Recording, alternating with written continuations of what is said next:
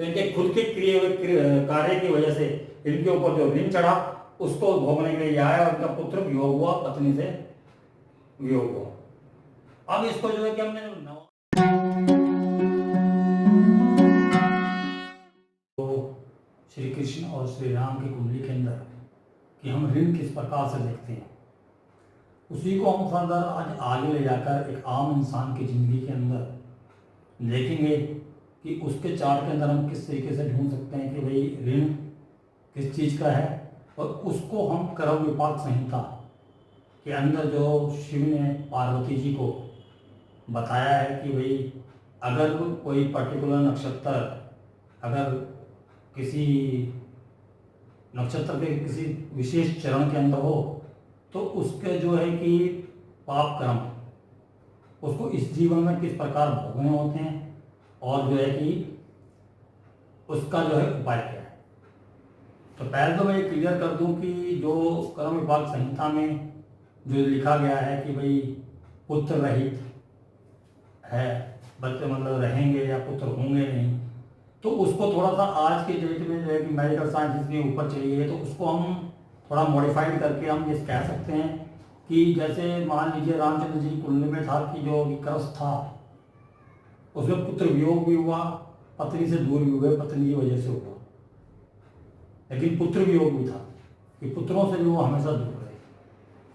तो इसी प्रकार से जो है कि हम चार्ट के अंदर देखेंगे जो आम जिंदगी में हमारे साथ जो घटित होता है उस पर जो ये कर्म विपाक संहिता और जो है कि हमारा जो ऋण है वो फिर किस प्रकार से कार्य करते हैं, तो उसको हम विलंब न करते हुए शुरू करते हैं।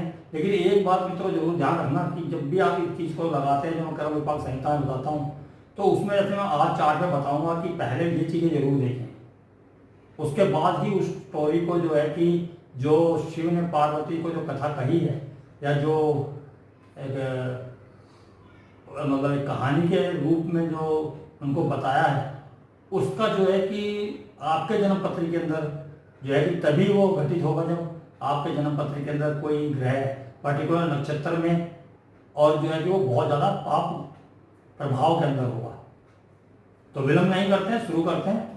तो जैसा कि मैं पहले ही बता रहा हूँ कि कर्म विपाक संहिता के जो है कि अध्यायों में से जो कि मैं आज लेकर आया हूँ पुष्य नक्षत्र, कर्क राशि, पुष्य नक्षत्र, वृश्चिक नौमास यानी कि पुष्य नक्षत्र का चौथा चरण, तो वो आपके नौमास में पुष्य नौमास के अंदर जाएगा और चौथा चरण जो है वृश्चिक राशि के अंदर जाएगा।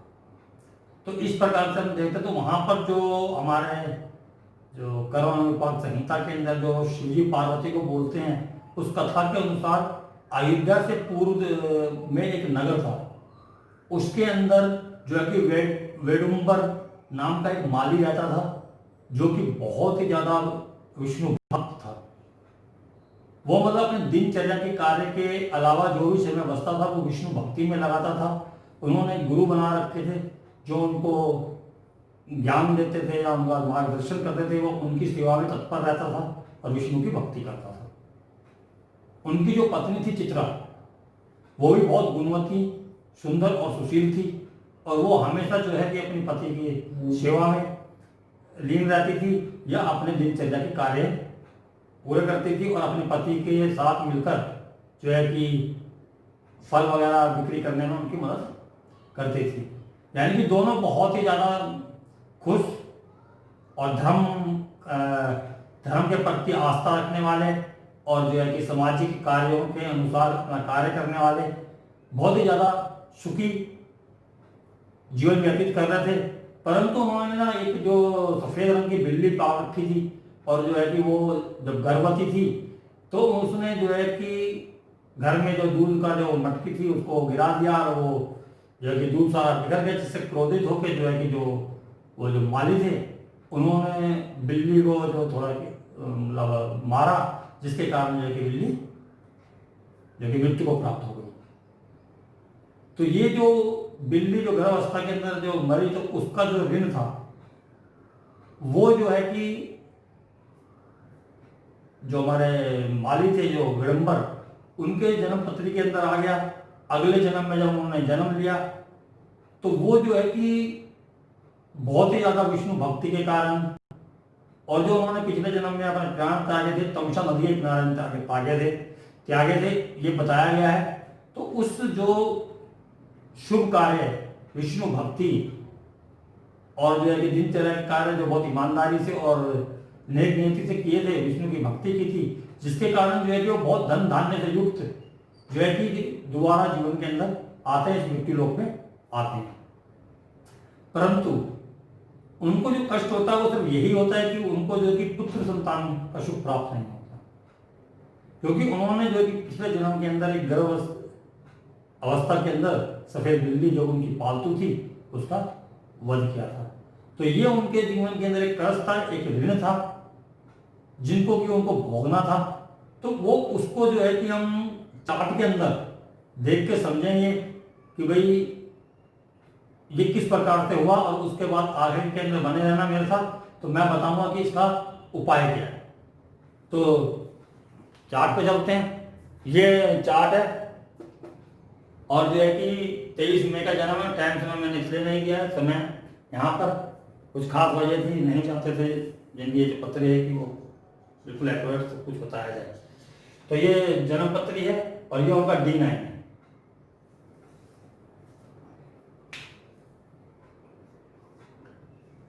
ये 9 मास चार्ट है, यहां पर मैंने लिख दिया है, क्योंकि अगर आप 23 मई का अगर चार्ट खोलोगे तो उसमें ये उसी नक्षत्रों के अंदर मिलेंगे आपको। इसलिए वो नहीं है कि मैंने नक्षत्र वैसे लिख दिए, ये उसी नक्षत्रों के अंदर मिलेंगे। हाँ, अगर टाइमिंग सही नहीं है तो आपका जो कि प्लेसमेंट चेंज हो सकती है घरों की, इसकी वजह से जो है कि फलों में चेंजिंग आ जाएगी। लेकिन यहाँ मैं समझ रहा हूँ कि आपको कि इस चार्ट के अंदर क्या वजह है, जो किस वजह से जो है कि परेशानी रही और क्या परेशानी रही। तो यहाँ आप देखेंगे कि जो हमारे जो मैंने पिछले वीडियो के अंदर बताया था उसका लिंक मैं डाल दूंगा, इसलिए भी उसको अगर आप देखना नहीं तो आप YouTube पे इसे जो पिछला वीडियो था उसके अंदर आप देख सकते हैं।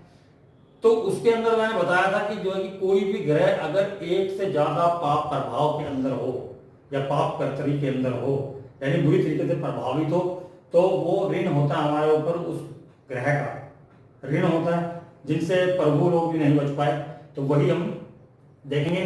तो यहाँ पर हम जो है कि इनका जो 5th लॉर्ड जुपिटर है, जो कि जुपिटर बच्चे का कारक भी है, और यहाँ पर 5वें घर का मालिक होने के कारण जो है कि वो बच्चे का दूसरे रूप से भी स्वामी भी हो गया, क्योंकि 5वें घर का लॉर्ड भी है और 5वें घर का कारक भी है, जुपिटर पुत्र का कारक भी है। वो जो है कि यहाँ पर नीच के मार्स, यानी जो मंगल है लगने से वो, लेकिन जो है कि नीच के होकर जो कि मार्स के प्रभाव के अंदर जो कि जुपिटर है, यानी कि स्वयं का कर्ष है यहाँ पर।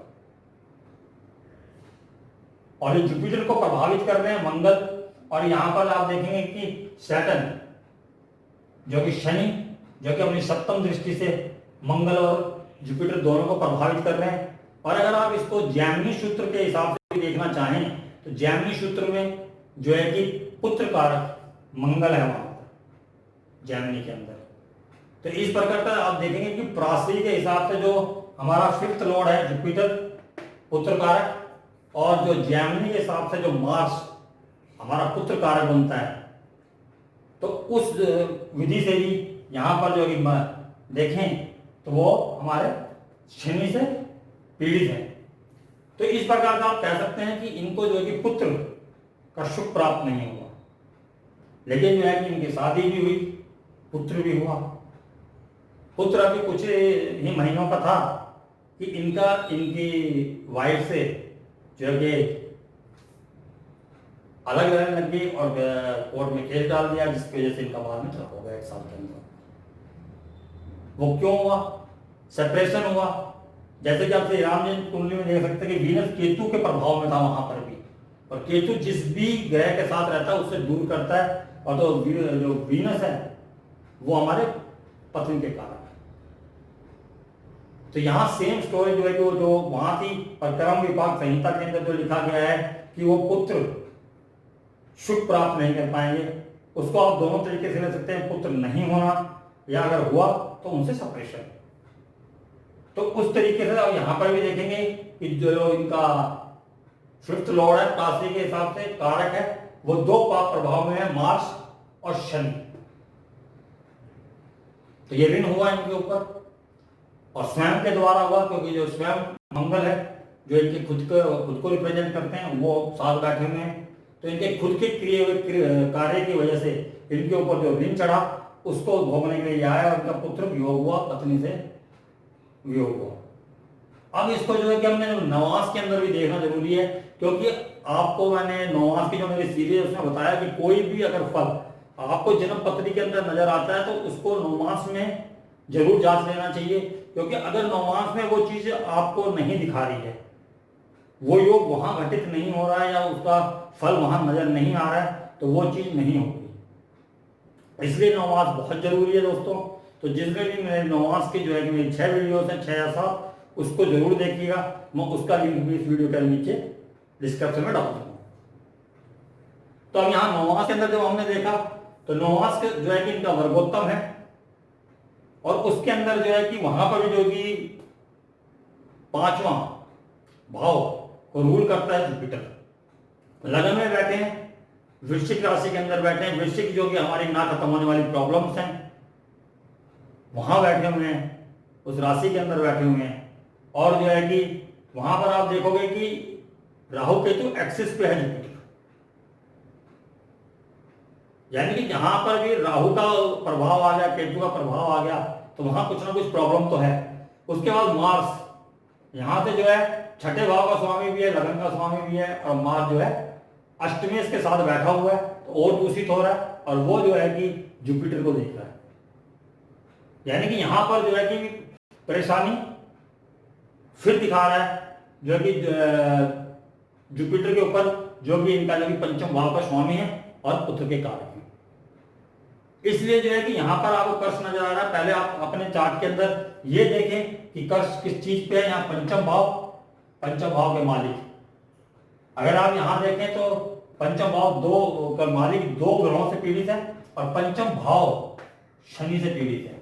वक्री शनि से पंचम भाव के ऊपर तीसरी दृष्टि आ रही है, जो कुछ ना कुछ प्रॉब्लम दिखा रहे हैं 5वें घर के अंदर। तो यहां जब आपको मालूम चला, आपने यहां पर कंफर्म किया। यहां पर एक क्रूर ग्रह बैठे हुए हैं और 12 नंबर की राशि है जो हमारी लॉसेस को दर्शाती है, व्यय को दर्शाती है। वहां जो कि पंचम भाव के अंदर है और यहाँ पर और जो कि उसके सूर्य बैठे हुए हैं और वहां से राहु देख रहे हैं उस घर को, यानी कि बहुत ज्यादा ऋण है 5वें भाव का। अब वो वहां पर जो है कि ये तो मैंने बता ही दिया कि उनका जो है कि साल भर के अंदर ही जो है कि मतलब कि बच्चे का जन्म हुआ, 2-4 महीने के बाद में वो पत्नी से अनबन हुई, पत्नी अलग रहने लगी, कोर्ट केस डाला और उसके साल बाद यानी कि 2 साल शादी के हुए नहीं थे कि उनको तलाक हो गया। अब इसके जो कि अब मैंने यहां पर लिखा हुआ है वीनस पूर्णवसु नक्षत्र के अंदर है, वीनस पूर्णवसु नक्षत्र के अंदर वर्गोत्तम है, यानी अपने फल देगा, अपने फल शक्ति से देगा। तो इसकी वीडियो भी जो है नौमास में जो वर्गोत्तम ग्रह क्रूर वर्गोत्तम और सौम्य वर्गोत्तम में मैंने दे रखा है, वहां देखिएगा। तो ये वर्गोत्तम का मतलब होता है कि अपने फल को जो कि देना। अब शास्त्रों में तो लिखा है कि अच्छे देगा, लेकिन मैंने वहां पर जो है उसको मॉडिफाई करके बताया है कि अगर वो गलत स्थान में बैठा हुआ है, गलत स्थान का स्वामी है, तो वो अपने गलत रिजल्ट भी उतनी ही शक्ति से देगा। यानी कि आपको वर्गोत्तम ग्रह ये बताता है कि वो अपने फल देगा, बहुत पावरफुली देगा। तो यहां पर जो है उनका वर्गोत्तम है, पूर्णवसु में भी है। और पूर्णवसु नक्षत्र जो है, मेरे पूर्णवसु नक्षत्र के ऊपर जो वीडियो है उसको देखिएगा, उसमें मैंने बताया है कि पूर्णवसु नक्षत्र श्री राम का नक्षत्र है। तो वहां पर मैंने आपको दिखाया कि जो बताया था कि जो है कि पूर्णवसु नक्षत्र के अंदर एक गुण होता है कि वो जो है कि दोबारा चांस देता है। पूर्णवसु नक्षत्र जो है हर जो कार्य जो गलत हो जाता है उसका प्रायश्चित के लिए दोबारा चांस देता है। तो इस जातक की दोबारा शादी हुई, जो कि पूर्णवसु नक्षत्र की वजह से जो उन्होंने जो दोबारा चांस दिया, जो है कि जुपिटर की लगन के ऊपर दृष्टि है और जो कि लगन साथ बैठे हुए हैं, तो इस वजह से उनको जो है कि दोबारा शादी के बंधन में बंधे, उनको दोबारा चांस दिया पूर्णवसु नक्षत्र ने, जो वीनस का नक्षत्र है, वीनस पत्नी कारक है। तो उनको दोबारा चांस मिला। तो इसका उपाय जो कराया गया था, तो उपाय मैं बता देता हूं।